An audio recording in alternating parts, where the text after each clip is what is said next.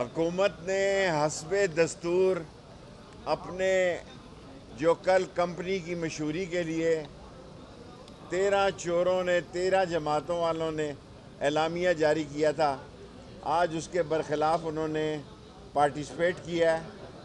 اور attorney general نے کم و بیش 2 گھنٹے بحث کی ہے۔ اٹارنی جنرل نے 2 گھنٹے بحث کی ہے اور ان کا ایک ہی رونا ہے، فل کورٹ، کیونکہ ان کو پتہ ہے یہ 3 ججز سے ہی فل ڈوز مل رہی ہے۔ سپریم کورٹ نے بڑے تحمل سے اٹارنی جنرل کو سنا اور اس کے علاوہ حمود الرحمان ڈیفنس سیکرٹری حمود الرحمان کو بھی سنا، اور مجھے ایسے نظر آ رہا ہے، میرا احساس ہے،